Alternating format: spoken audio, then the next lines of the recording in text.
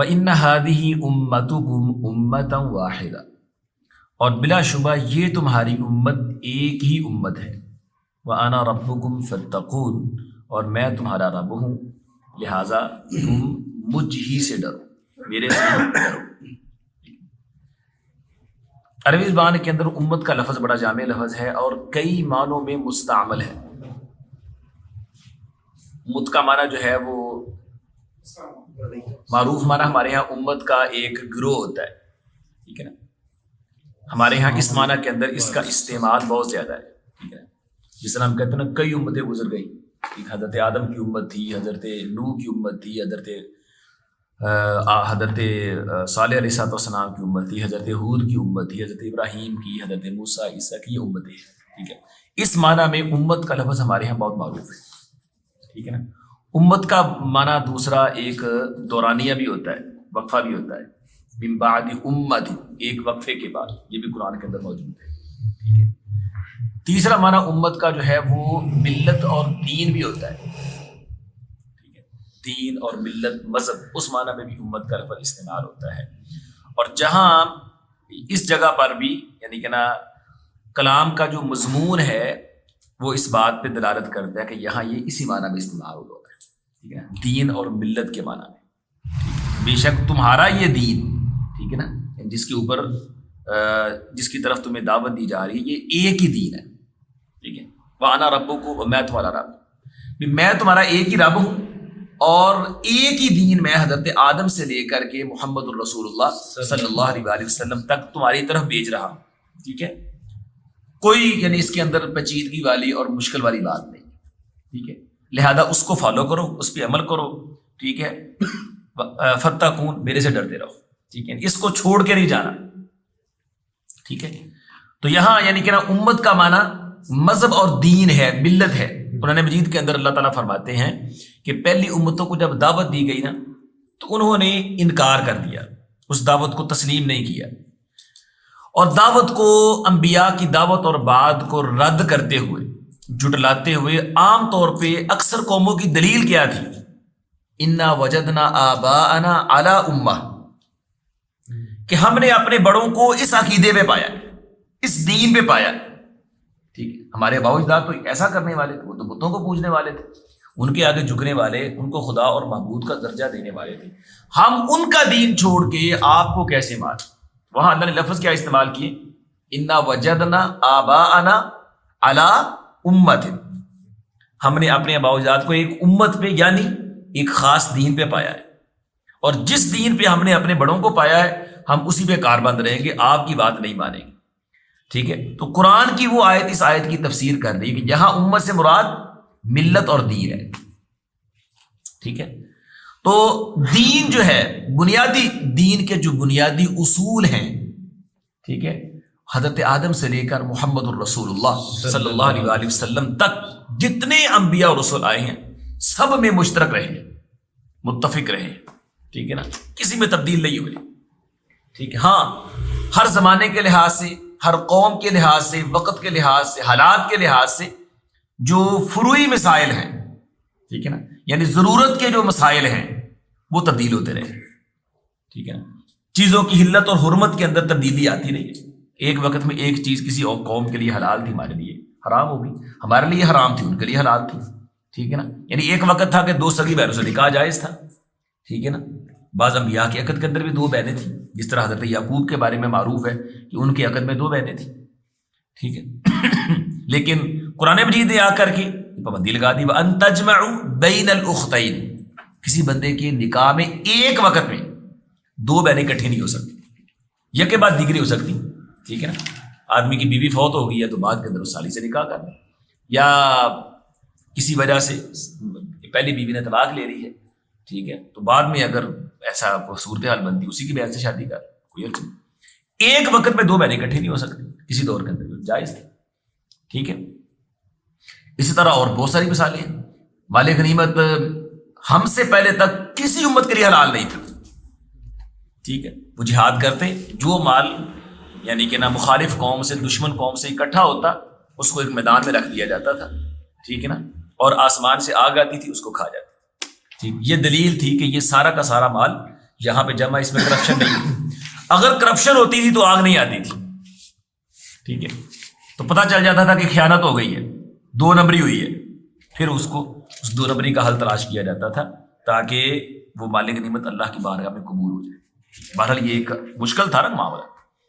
ٹھیک ہے، اللہ نے ہمارے لیے آسانی کر دی. آقا علیہ الصلوۃ والسلام کے خصائص میں سے، ٹھیک ہے، خوبیوں میں سے جو اللہ تعالیٰ نے آپ کو دیگر انبیاء کے مقابلے میں جو کمالات دیے، ان میں ایک خوبی کمال یہ تھا، آپ نے فرمایا وَأُحِلَّتْ لِيَ الْغَنَائِمُ، اللہ نے میرے لیے غنیمتیں حلال کر. پہلی امتیں صرف اپنی خاص جگہوں پہ نماز پڑھ سکتی تھی. ٹھیک ہے نا، جو ان کے عبادت خانے تھے، جو خاص ان کے لیے جگہ مقرر کی تھی، اس کے علاوہ نماز نہیں پڑھ سکتی. ہمارے لیے اللہ تعالیٰ نے آسانی کر دی. فرمایا عام حالات میں مسجد میں آنا ضروری ہے، فرد نماز کا قیام مسجد میں ہوگا. لیکن اگر کسی وجہ سے آپ باہر ہیں، مسجد سے دور ہیں، سفر میں ہیں، ویسے کہیں اپنے کام کاج میں ایسا ہے کہ مسجد میں جانا ممکن نہیں ہے. ٹھیک ہے، جس طرح بعد دیہات کے اندر کوئی کام کر رہا ہے، گاؤں کے اندر اپنی زمین کے اوپر، ٹھیک ہے، مسجد سے کافی دور ہے، تو ٹھیک وہیں نماز پڑھ. ہر جگہ جو پاک نماز پڑھی جا سکتی. ٹھیک ہے نا، پانی بھی اثر نہیں ہے تو آپ پاک مٹی سے تیمم کر سکتے. یہ سب وہ چیزیں ہیں جو ہمارے لیے جائز قرار دے دی گئی، پہلے امتوں کے لیے نہیں. تو ایسے مسائل کے اندر تبدیلی وہ ہوتی رہی ہے، حلال و حرام کے اندر گنجائش، آسانی. ٹھیک ہے، تو لیکن جہاں تک دین کے بنیادی اصول ہیں ان میں اندر کبھی کوئی تبدیلی نہیں ہوئی. اسی لیے نبی کریم صلی اللہ علیہ وسلم نے فرمایا کہ انبیاء کی مثال ایسے ہی ہے، الانبیاء اخوۃ للات، انبیاء آپس میں اللاتی بھائی ہیں. آپ کو کئی دفعہ بتایا نا، بھائی 3 طرح کے ہوتے ہیں، عینی، اللاتی، اخیافی. ٹھیک، بھائیوں کی 3 قسمیں ہیں. عینی وہ ہوتے ہیں جو سگے ہیں، جس کو ہم سگے کہتے ہیں. ٹھیک ہے نا، ماں بھی ایک ہے، باپ بھی ایک ہے. اللاتی وہ ہوتے ہیں باپ ایک ہے، مائیں مختلف ہیں. ٹھیک ہے، باپ ایک ہے، مائیں مختلف ہیں. اور اخیافی وہ ہوتی ہیں کہ ماں ایک ہے، باپ مختلف ہے. ٹھیک ہے، جس طرح ایک آدمی کی نا وہ عورت بیوہ ہو گئی، اس نے آگے شادی کر لی.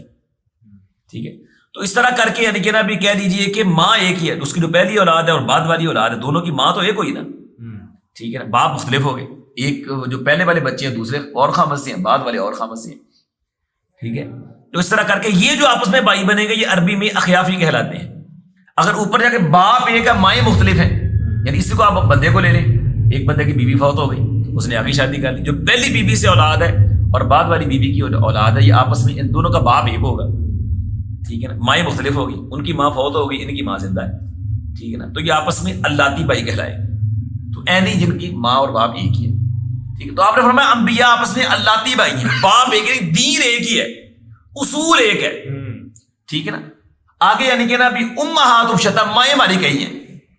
مطلب کہ جو فروعات ہیں، دیگر جو مسائل ہیں، وہ اللہ نے ہر نبی کو جیسے اللہ کی حکمت کا تقاضا تھا، کچھ چیزیں ان کے لیے حلال کر دی، کچھ حرام کر دی. ٹھیک، کچھ میں گنجائش دے دی، کچھ میں سختی کر دی. ٹھیک ہے نا، تو ان کے اندر چینجنگ ہوتی رہی ہے، البتہ جو باپ یعنی اصل ہے وہ ایک ہی رہی. یہ آپ نے مثال دے کے سمجھایا. ٹھیک ہے، تو دین کے جو بنیادی اصول ہے وہ 4 ہیں.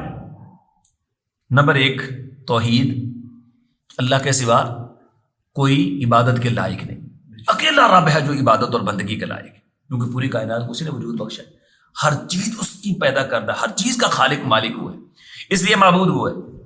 یہ پہلا اصل دین کا پہلا اصول ہے. ٹھیک ہے نا، مسلمہ اور متفق کا اصول ہے جو حضرت آدم سے لے کے آقا علیہ السلام تک چلا آ رہا ہے. دوسرا ہے قیامت کا قائم ہونا.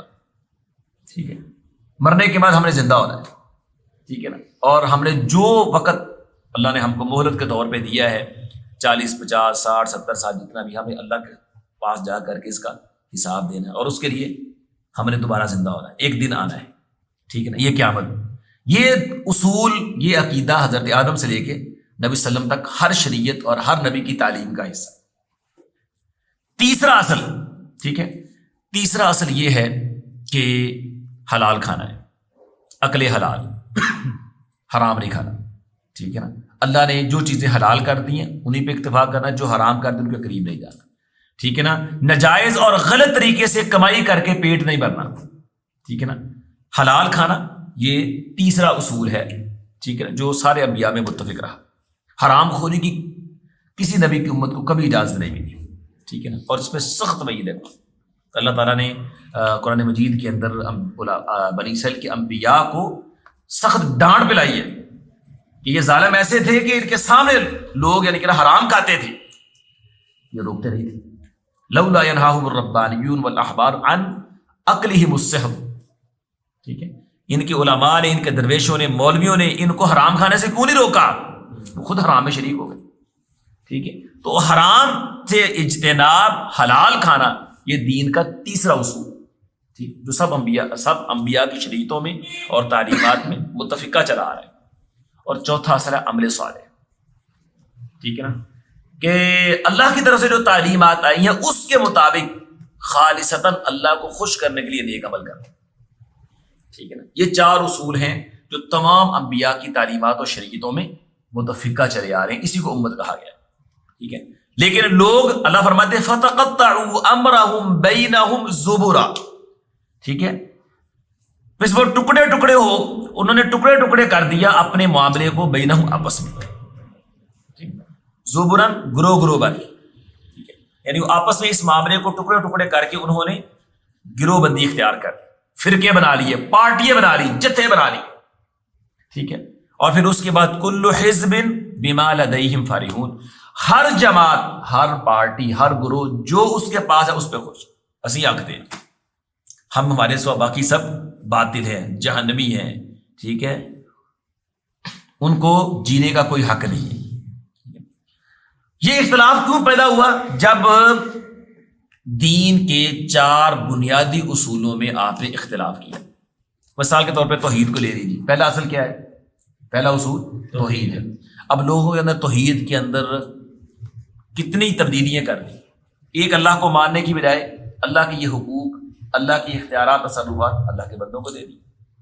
ٹھیک ہے نا، عیسائیوں نے، یہودیوں نے نعوذ باللہ حضرت عزیر کو اللہ کا بیٹا بنا دیا، عیسائیوں نے حضرت عیسیٰ کو اللہ کا بیٹا بنا دیا. ٹھیک ہے نا، نعوذ باللہ کسی نے یعنی وحدت الوجود کا عقیدہ گڑھ لیا، کسی نے وحدت الشہود کا بنا لیا. ٹھیک ہے نا، کہ ہر چیز کے اندر خدا ہے. ٹھیک ہے نا، کسی نے اللہ کی مخلوق کو نور من نور اللہ بنا دیا، یہ نعوذ باللہ اللہ کے وجود کا حصہ ہے، اللہ کے نور میں سے نور ہے. ٹھیک ہے، اور پھر یعنی کہ نا بعض یعنی کہ نا انسان اس قدر گمراہ ہوئے کہ وہ چیزیں جو بالکل بے جان ہیں ان کو نعوذ باللہ اختیارات اور تصرفات کا مالک سمجھ لیے. ہر چیز ان کے پاس ہے، ان کے آگے جھکتے ہیں، نظر نیاز دیتے ہیں، جو یعنی پتھروں کے، لکڑی کے، ٹھیک ہے نا، اور دیگر چیزوں کے بت و مجسمے اور مورتیاں بنا رہی انہوں نے. ٹھیک ہے، تو یہ کس قدر ظلم کیا گیا. ٹھیک ہے نا، اور بعض لوگوں نے کلمہ پڑھنے کے باوجود بھی اللہ کی توحید سے انصاف نہیں کیا. ٹھیک ہے نا، اللہ کے بندوں کو، فوت شدگان کو یعنی کہ نا اللہ والے حقوق دے دی. ٹھیک ہے نا، کسی کو گنج بخش، کسی کو گنج شکر، کسی کو داتا، کسی کو دستگیر، کسی کو غوث اعظم، کسی کو غریب نواز. ٹھیک ہے نا، بگڑی بنانے والا. ٹھیک ہے نا، ہر مشکل میں کام آنے والا، اولادیں دینے والا. ٹھیک ہے نا، یہ سارے کیا یعنی کہ نا سلوگن اور نعرے ہمارے یہاں نہیں پائے جاتے. فوت شدگان کو کیا یہ سارے کے سارے اختیارات الاٹ نہیں کر دیے گئے. ٹھیک ہے نا، جو مانگ رہا ہے تیرے در سے مانگ لے. ٹھیک ہے نا، اور اللہ کے بارے میں یہاں تک گستاخی کی گئی کہ تیرے پلڑے میں وحدت کے سوا رکھا گیا ہے. ایک خبیث یہاں تک بکواس کرتا ہے کہ تیرے پلڑے میں وحدت کے سوا رکھا کیا ہے، جو لینا ہے لے لیں گے محمد سے.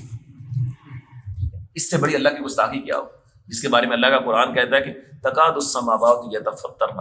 اتنا گندا کلمہ زبان سے نکالتے ہیں کہ اللہ اکبر، قریب ہے کہ آسمان سے بھی برداشت نہ ہو، وہ پھٹ کے گر جائے. وتنشق الارض، زمین بھی شق ہو جائے.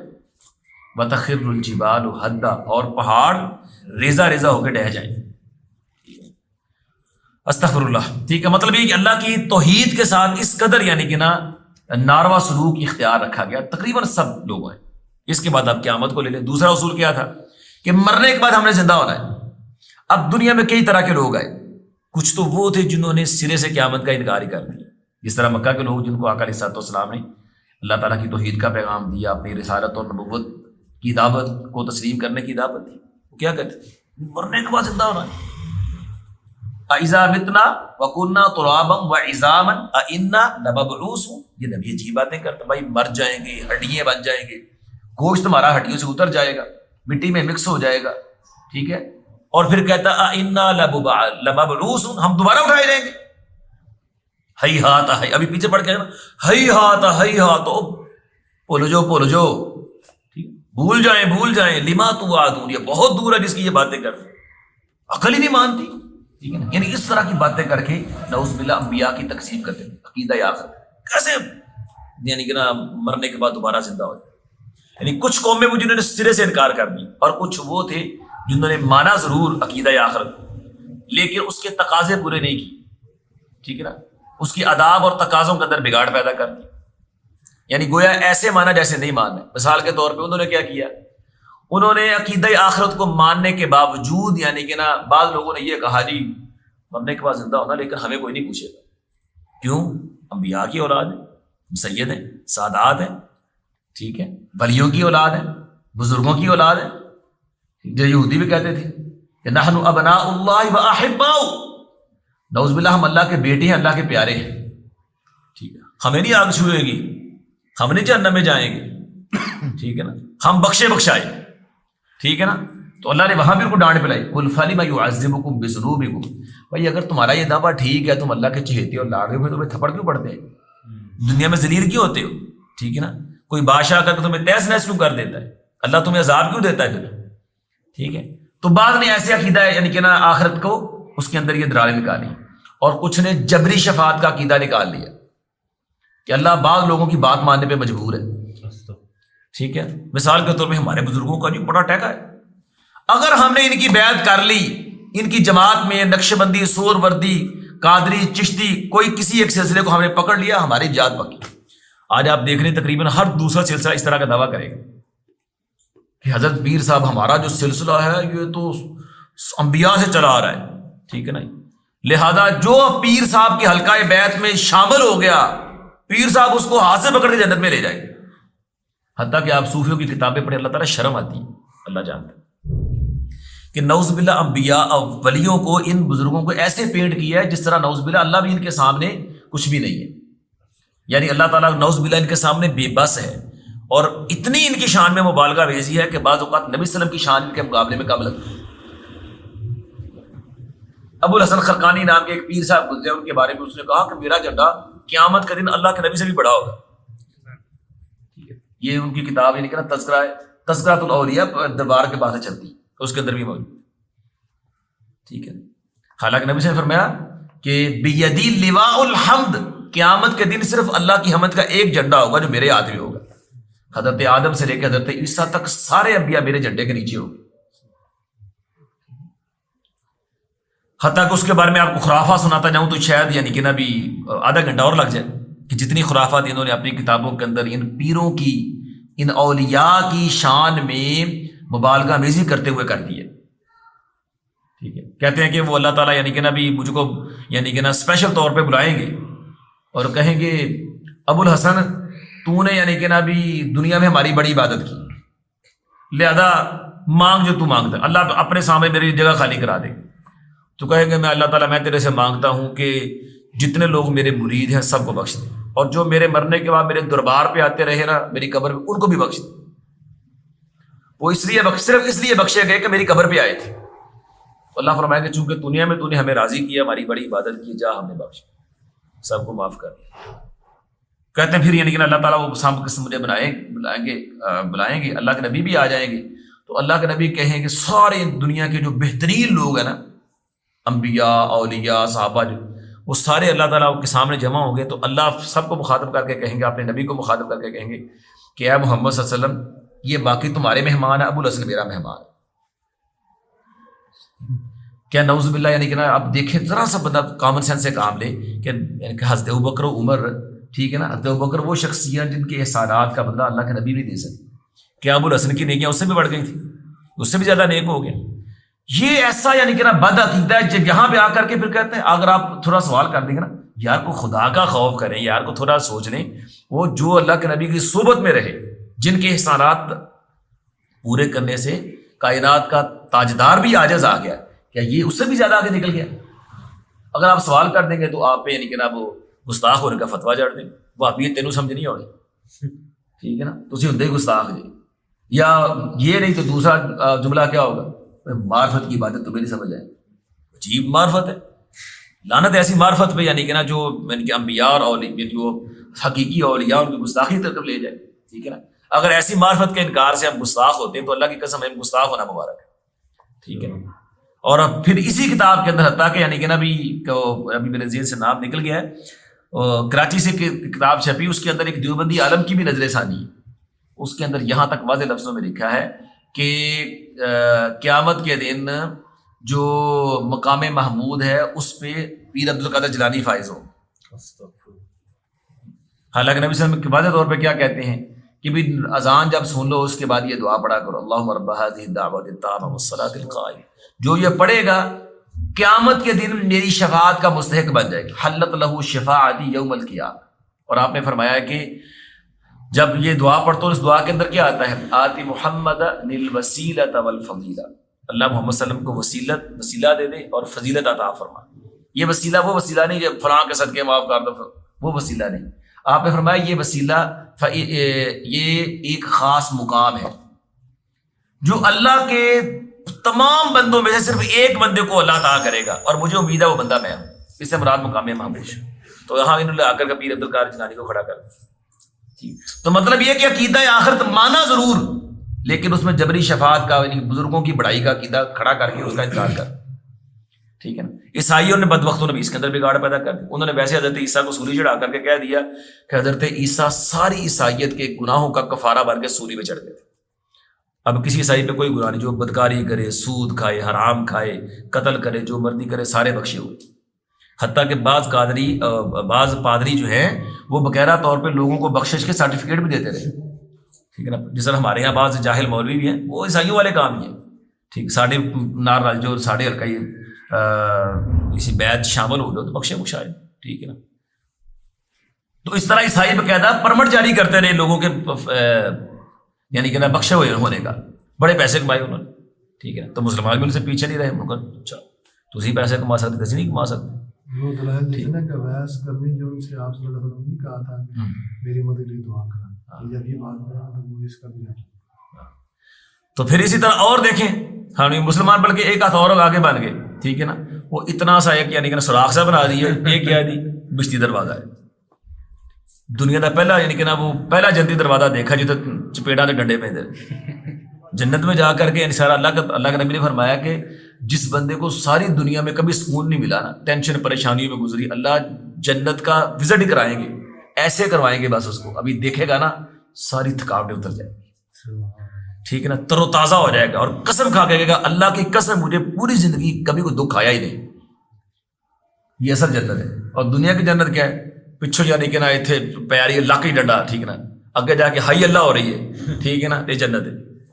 ٹھیک ہے. تو یہ بشتی دروازے کا مطلب کیا، جو اس سے گزر گیا دھل گیا گناہوں سے. تو یہ بھی عقیدہ آخرت کا انکار، سارا کچھ تیرا ادھر ہی دھل گیا ہے. ٹھیک ہے نا. اس دروازے سے گزرنے سے بس حرام کھا، فراڈ کر، ٹھیک ہے نا، بدکاریاں کر، چوریاں کر، دو نمبریاں کر، کرپشن کر، بس جا کے پاک پتن جا کے تکے آگے لنگ جا. ٹھیک، ڈنڈے ڈنڈے کھا کے بس بخشا. تو اس طرح بھی عقیدہ آخرت کا انکار کیا. ٹھیک ہے. اور تیسری اصل کیا تھی، حلال کھانا ہے. ٹھیک ہے نا. اب اس کے اندر بھی لوگوں نے بگاڑ پیدا کر دیا. ٹھیک ہے. کچھ تو وہ تھے جنہوں نے ویسے ہی حلال و حرام میں تمیز ہی ختم کر، اور جو بھی کھائی جاؤ، نہ ان کو حلال کا پتہ نہ حرام کا پتہ. آپ ویسٹ کو دیکھ لیں. ٹھیک ہے نا. یورپ میں چلے جائیں. ٹھیک ہے نا. کوئی حلال حرام نہیں. خنزیر کو بغیر طور پہ پالا جاتا ہے، فارمنگ کی جاتی ہے اور کھایا جاتا ہے. حالانکہ ساری شریعتوں میں متفقہ چلا رہا ہے یہ حرام. کسی شریعت کے اندر خنزیر حلال نہیں ہے، کھایا جا رہا ہے.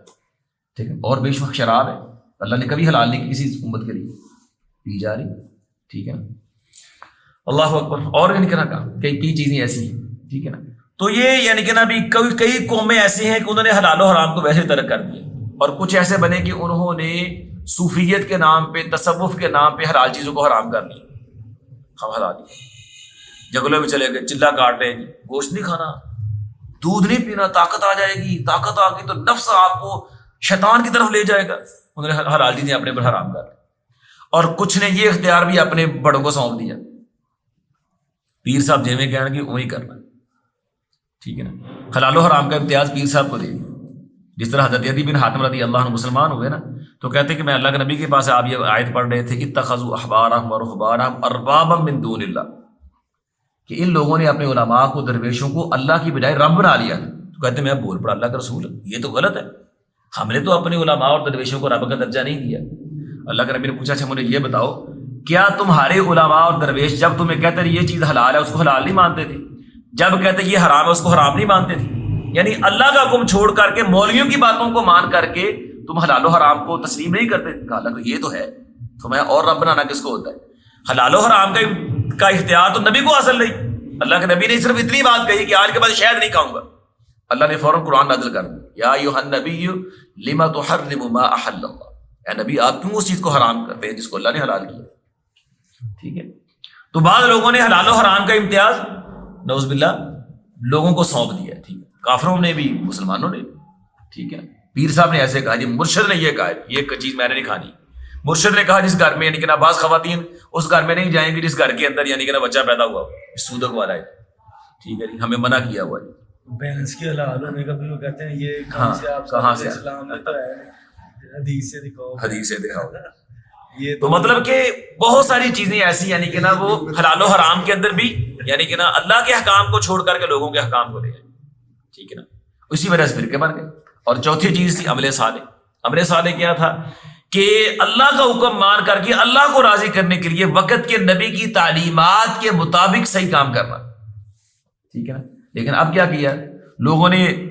اللہ کا حکم چھوڑ دیا، نبی کا حکم چھوڑ دیا، بلکہ اس کے مقابلے میں کسی نے مرشد بنا لیا، کسی نے امام بنا لیا، کسی نے پیر بنا لیا، ٹھیک ہے نا، کسی نے مرشد بنا لیا، کسی نے کچھ بنا لیا۔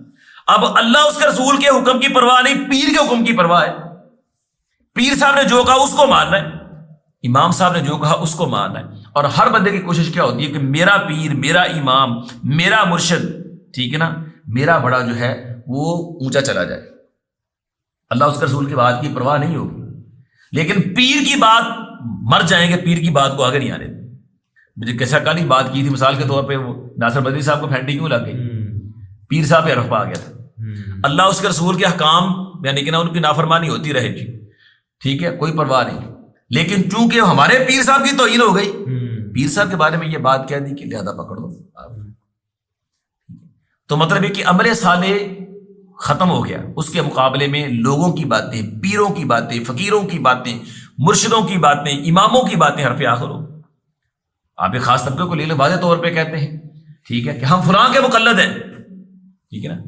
ایک بڑے ان کے عالم صاحب امام شافعی اور امام ابو حنیفہ کا دلائل سے مقابلہ کر کے مانتے ہیں الحق والانصاف للشافعی، حق اور انصاف اس مسئلے میں امام شافعی کے ساتھ، لیکن وَنَحْنُ مُقَلِّدُونَ، لیکن مسئلہ کہ ہم ابو حنیفہ کا تقلید کرنے والے، ہم امام ابو حنیفہ کے مقلد، وَنَحْنُ مُقَلِّدُو ابی حنیفہ تھا یجب علینا اتباع امامنا ابی حنیفہ، ہمارے اوپر ہمارے امام ابو حنیفہ کی تقلید واجب ہے، وہ نہیں چھوڑنی۔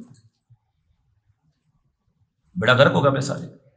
اور جب ہم نے اس پہ کہا پھر نعوذ باللہ بات کہاں سے کہاں نکلی، حدیثیں گھڑی گئیں، کہاں سے کیا کچھ کیا گیا، حتیٰ کہ ایک کتاب یہاں تک لکھا کہ فَلَعْنَةُ اللَّهِ عَدَدَ رَمْلٍ عَلَى مَنْ رَدَّ قَوْلَ أَبِي حَنِيفَةَ، کہتے ہیں اس بندے پہ ریت کے ذروں کے برابر لانتے ہوں جو امام ابو حنیفہ کی بات کو نہ مانے۔ اللہ اس کے رسول کی بات کو نہ مانے کوئی پرواہ نہیں، لیکن امام ابو حنیفہ کی بات کو نہ مانے، اس بندے پہ ریت کے ذرات کے برابر لانتے ہیں۔ تو یہ یعنی کہ نا عمل صالح کے اندر بگاڑ پیدا ہوا، اور پھر جب طے یہ پایا کہ میں نے فلاں کو پکڑا ہے، فلاں سے اٹیچ ہوں، لہٰذا اسی کی بات حرف آخر ہے، اسے فرقہ بن گیا۔ فرقے ایسے بنتے ہیں، ٹھیک ہے، جب آپ نے دین کے اصولوں میں اختلاف کیا، جو اصول آپ نے یعنی کہ نا الگ سے بنایا، اسی کے نام پہ پارٹی فرقہ، اسی سے یعنی سیاسی فرقے پیدا ہوئے، اسی سے مذہبی فرقے پیدا ہوئے، ٹھیک ہے۔ یہ کوئی ایسا، اللہ کیا فرماتے ہیں فَتَقَطَّعُوا أَمْرَهُمْ بَيْنَهُمْ زُبُرًا، ٹھیک ہے، تو انہوں نے ٹکڑے ٹکڑے کر دیا اپنے معاملے کو آپس میں گروہ بن کر کے، زبر گروہ بن کر کے، کل حزب بما لدیہم فرحون، ہر گروہ جو اس کے پاس ہے اس پہ خوش ہے، بھئی میں اونچا ہوں، ہمارے پیر صاحب پرفیکٹ ہے، ٹھیک ہے نا، ہمارے مرشد بالکل ٹھیک ہے، ٹھیک ہے نا، لہذا انہیں کی بات مان لیں، ٹھیک ہے نا۔ جب آپ اپنے مرشد کی بات چھوڑنے کے لیے تیار نہیں ہیں تو آپ سے وہ سوچنے کا مادہ ختم ہو گیا۔ جب آپ نے شروع سے طے کر لیا میں نے اسی کی بات ماننی ہے، اس دائرے سے میں نے نکلنا نہیں ہے، جب آپ خود یعنی کہ نا کنویں کے مینڈک بن کے رہنے پر راضی ہو گئے ہیں، دوسرے کی بات آپ کو کیسے سمجھ آئے گی، ٹھیک ہے نا، اسی سے فرقہ بن گیا۔ جب آپ یعنی کہ نا حوصلہ کریں کہ نہیں یار میں نے بات کو سمجھنا ہے، حق تک پہنچنا ہے، پھر آپ کو اپنے امام سے اختلاف بھی کرنا پڑے گا، اپنے پیارے کی بات کو رد بھی کرنا پڑے گا، ٹھیک ہے نا، اس کے مخالف بھی چلنا پڑے گا. جب آپ یہ جرت اور یہ حوصلہ پیدا کر لیں گے فرقہ بندی سے نکل آئیں گے. ٹھیک ہے، اسے کل حزب بما لدیہم فارحون، ہر گروہ جو اس کے پاس ہے اس پہ خوش ہے.